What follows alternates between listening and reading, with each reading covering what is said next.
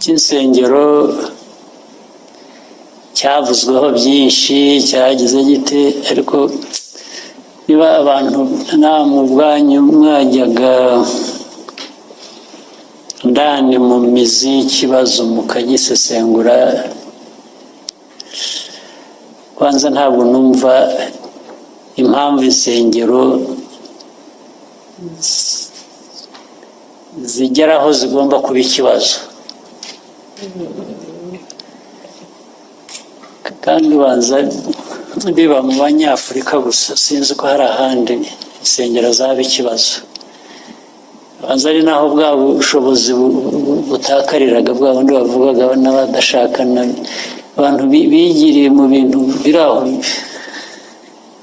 by'icyuka, nawe bashoramo ngira ngo bifuza kubarangaza gusa ngo abanyafurika murindagire mujye mu bintu nk'ibyo ngibyo,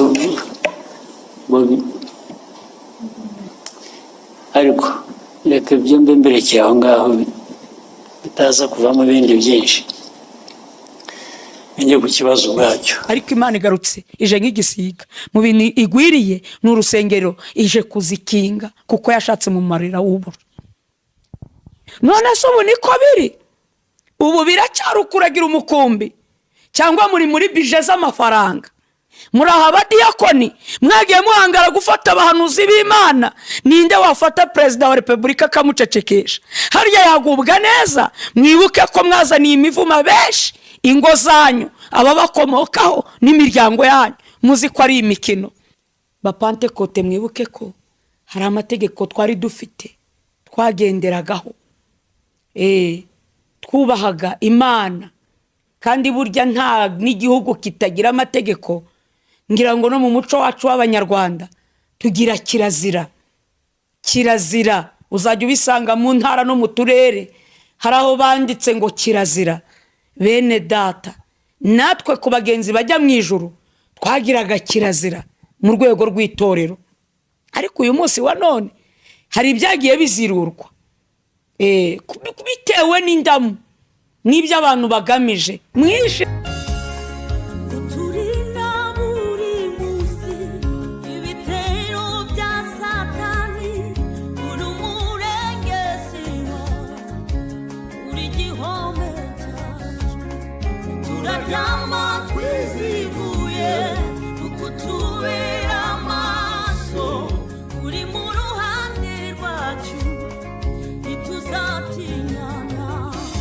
Murakoze nyakubahwa Perezida wa Repubulika. Nitwa Ibarushimuwe Bihoki Keve Christian, umunyamakuru wa televiziyo ya BTN.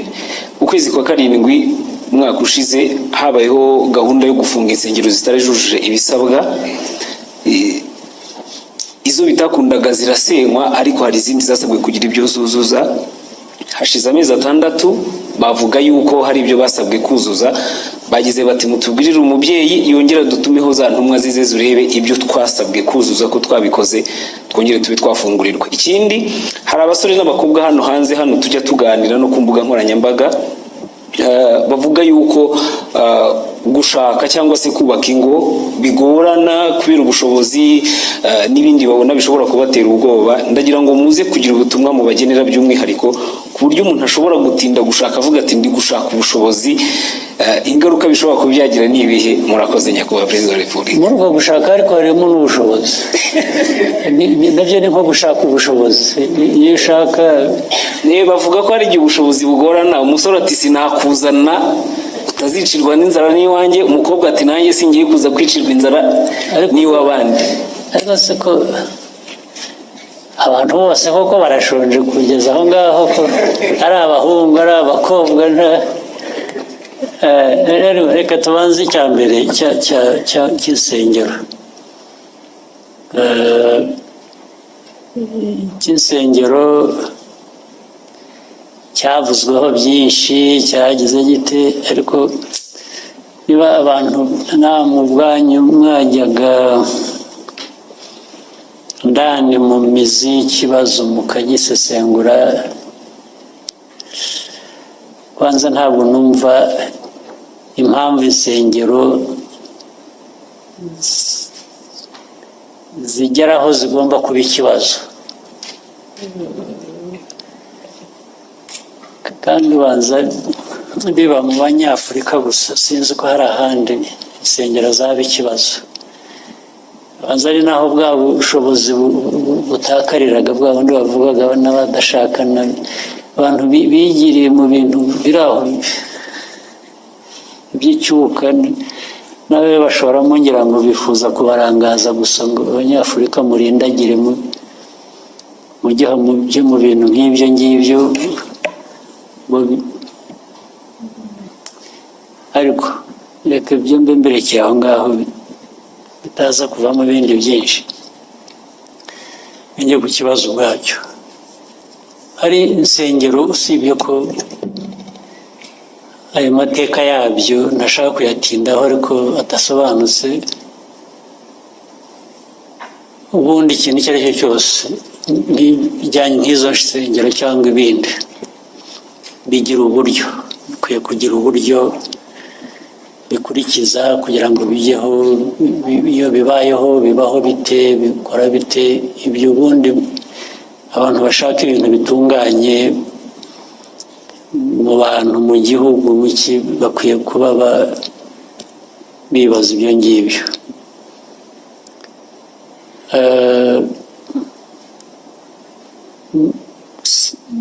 Ngira ngo mu byo wanavuze uremeranya n'uko abo bantu hari ibyo bagombaga kuba bujuje batari bujuje, noneho bakaba barabyujuje. Ubwo ikibazo gisigaye ni ikindi, ni ukujya kureba niba noneho byuzuye. Nta nubwo bavuga ngo badusabye kuzuza iki kandi kidakwiye kandi atari cyo cyangwa icyaha, ni uko bemeranya nibura n'ibyasabwaga gusa bakaba barabikurikije, abantu bakava mu kajagari. Nayo ibintu byari akajagari, ntiwabyirengagiza, ni ukubyirengagiza gusa, ariko akajagari kari gahari karakabije ubu mu bintu bitanasobanutse. Rero uburyo burahari uko byagiye, insengero zafunzwe, aho bazifunze babwiye abantu impamvu,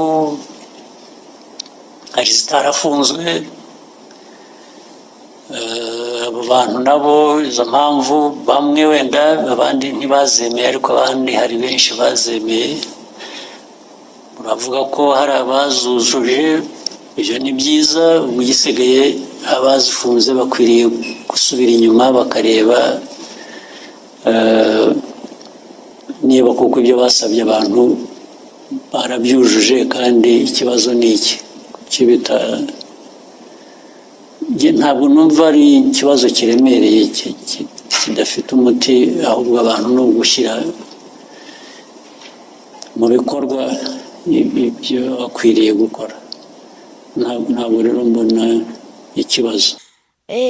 Hari ijambo riboneka mu gitabo cy'umuhanuzi Hoseya, Hoseya ibice 8 ku murongo wa mbere, turagarukira ku murongo wa 4. Ijambo ubu ni ubutumwa Imana impaye kubwira abantu. Ibice 8 ku murongo wa mbere kugeza ku wa 5 aravuga ngo shyira impanda mu kanwa, azaza nk'igisiga agwira urusengero rw'Uwiteka, kuko bishe isezerano ryanjye bakica amategeko yanjye. Bazandakira bati Imana yacu, twebwe Abisiraheli turakuzi, twebwe Abisiraheli turakuzi. Isiraheli yataye ibyiza, nawe umwanzi azamuhiga. Bimitse abami ntabitegetse, bishyiriraho ibikomangoma ntabizi. Biremeye ibigirwamana mu ifeza yabo n'izahabu yabo, bituma bacibwa. Amen.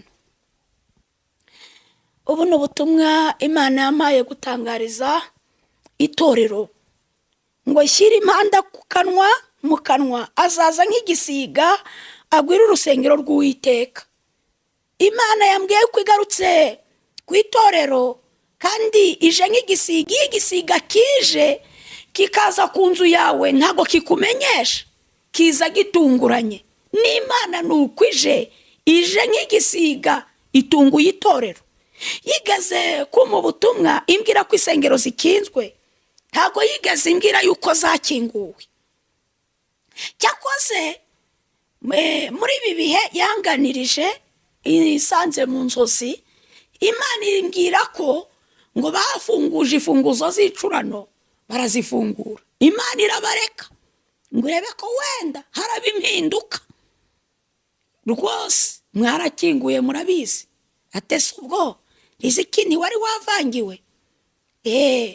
Nanjye narasenze mbaza Imana ngo ibi bintu ko benshi bambwira ngo ko zafunguwe, Imana irambwira ngo ni ukuri ntabwo ari njye Uwiteka wakinguye, ni abana b'abana, ariko ndabaretse ngo ndebe ko bakwisubiraho hakagira impinduka.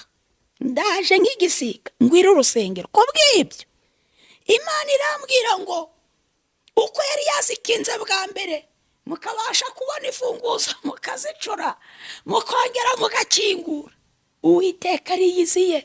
Yemwe matorero, Imana yera yo mu ijuru iraje igarutse gukinga isengero. Ntabwo nzi umunsi cyangwa ukwezi, sinzi n'umwaka, wenda wasanga ari kera, ntawamenya, ariko Imana ije gukinga isengero. Kandi yambwiye ngo noneho ninzi ikinga urufunguzo ndarwibikira, mfite ahantu kure ndi burushyire umwana w'umuntu atapfa gutinyuka kugera, ngira rushyira imuhengeri. Nuko ahangaha ngwira urusengero rw'Uwiteka kuko bishe isezerano ryanjye bakica n'amategeko yanjye. Ndabwira aho mbarizwa, mwibuke isezerano barokore ba Pentekote, ADPR, mwasengeraga mu kuri no mu mwuka, mugaha Imana umwanya, Imana ikabereka inzira mukwiriye gucamo. Mwari mwaragiranye isezerano rikomeye cyane yuko muzayizanaho abantu. Yaje gutungurwa nuko aho kuzana abantu mwahindutse intumwa z'amafaranga boshya abasoresha. Isengero zahindutse nk'ibigo by'amasoresherezo aho guhinduka ahantu hakiza ubugingo. Kubw'ibyo mwishe isezerano n'indahiro mwari mwararahiranye n'Imana.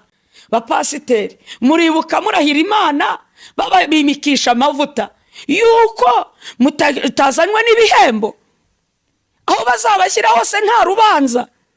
None se ubu niko biri? Ubu biracyari ukuragira umukumbi cyangwa muri bije z'amafaranga? Imana ikambwira ngo mbabwire ngo bishe isezerano. Tugeze ku rwego Imana ivuga umuhanuzi uvuze agahura n'akaga Imana imunyuzemo, kandi ryaritwaga itorero ry'umwuka. Ese ubu noneho ni itorero ry'iki? Niba mudahaye umwanya urubuga ngo ikoreremo, rimwe na rimwe abahanuzi bagahura n'akaga mugatera amabuye abahanuzi babatumweho, abandi mukabicisha. Ubu noneho ko Imana igarutse murabigenza ute? Ko itari butume igiye kwiyizira mukibonanira. Muraha abadiyakoni mwagiye muhangara gufata abahanuzi b'Imana, ninde wafata perezida wa repubulika akamucecekesha? Harya yagubwa neza? Mwibuke ko mwazaniye imivuma benshi ingo zanyu, ababakomokaho n'imiryango yanyu, muzi ko ari imikino. Twikomereze kuko bishe isezerano ryanjye, ngo bakica amategeko yanjye. Bapantekote, mwibuke ko hari amategeko twari dufite twagenderagaho, twubahaga Imana. Kandi burya nta n'igihugu kitagira amategeko. Ngira ngo no mu muco wacu w'Abanyarwanda tugira kirazira. Kirazira uzajya ubisanga mu ntara no mu turere, hari aho banditse ngo kirazira. Bene data, natwe ku bagenzi bajya mu ijuru twagiraga kirazira mu rwego rw'itorero. Ariko uyu munsi wa none hari ibyagiye bizirurwa bitewe n'indamu n'ibyo abantu bagamije. Mwishe isezerano, mwari mwarasezeranye Imana kuyikorera. Icyambere ari ukwita ku mukumbi mugeza kuri Kristo, ariko ubu ntabwo icyerekezo ari umukumbi, icyerekezo ni kashi. Nicyo kibazo. Kabiri, ikindi, umuntu yakora ibyaha, yakwica, yaroga, yasambana, icy'ingenzi ni uko abazanira amafaranga. Nta kindi kigamijwe, ni amafaranga. Ese muri kureba nubwo mwayakurikiye abahaye amahoro? Mwari muzi ko intebe zanyu abenshi umwuka w'Imana yasanze akanyereka ziteye mu marimbi? Abenshi bari kurigitana nazo ari intebe zuzuye zimeze nk'izisize amazahabu ariko z'ibyubahiro. Ikibabaje, bamwe bararigita za ntebe agasibangana, abandi nabo babona za ntebe bagarwanira kuza kuzicaramo. Ntibamenye ko ari ibibajyana mu rwobo rwo kurimbuka. Mu gihe cyose mutari gukora ibyo Data wo mu ijuru ashaka, muri gukora ibyo abantu bashaka, ntimwumvire Imana, ni ukuri ntimuzabura guhura n'amakuba. Bishe isezerano, bica n'amategeko. Tugeze ku rwego rwo gushyingira abageni batwite ngo tudakunda tukabura abayoboke. Tugeze ku rwego umuntu akora agata urugo agashaka umugore wa kabiri, itoro rigasibanganya kubera amafaranga. Mukica amategeko, ibyategetswe. Umuntu agahabwa inshingano. Mwari muzi ko kera umuntu yajyaga ahabwa ubudiyakoni, Imana yarabanje no kubivugaho, igahagurutsa n'abahanuzi ikabyemeza, akaba ariyo yimika. Umuntu akaba pasiteri, ari Imana yamwimitse. None ubu turashyiraho ngo amashuri, hari kwimikwa amashuri. Umuhanuzi Yeremiya yaranditse ibice 8:9 ngo abanyabwenge baramwaye, abiyita abanyabwenge kandi barafashwa. Ubwenge bubarimo ni bwenge kise. Ni gute muragira umukumbi ngo zigasenyuka buri munsi mu birebere? Ubusambanyi bukaba bwije mu makorari, ukagira ngo misi yigamijwe no kugura ibyuma no guceza umuziki gusa, ni ukugura amanifomu. Harya ku munsi w'urubanza nibyo muzamurikira Imana? Mujya mwibuka ko ibi bintu muzabibazwa? Ibi bintu mujya mubitekerezaho ko ibi bintu bifite iherezo? Harya koroniza yabanje kubateguza? Ntabwo twibutse indege zahagaze mu kirere, imodoka zibwiriza guhagarara, amatara ahagarara, sinkora n'ibicurane byahagaritse amaraso abantu tukabura umutekano. Ako si akamenyetso gato yemwe abatuye isi mwabonye? Ariko Imana igarutse ije nk'igisiga mu bintu igwiriye, n'urusengero ije kuzikinga kuko yashatse mu marira w'ubura. Kadusenge.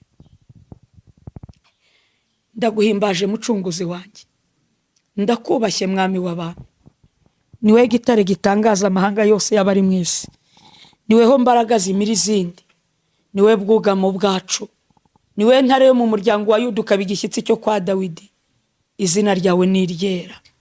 Niba tugutonyeho ukabishima, wemera ubusabe bwacu, uramira ubugingo bwa benshi, abaguye ubegure, abasinziriye ubakangure. Garuka ku itorero ryawe Mana Data, wongere ukangure abantu bawe. Ntabwo twifuza ko barimbuka, ariko Data niba tukugiriyeho umugisha, tabara ubugingo bwa benshi kuko burimbutse, kandi amaso ya benshi arahumye, nta mbaraga zo kubireba. Kuko benshi bari kuramya ibigirwamana, abandi bakaba bari kubararira ibidafite umumaro. Ndakwinginze ngo wongere ukangure ubwonko bw'abantu, bibuke ko mu ijuru hari Imana.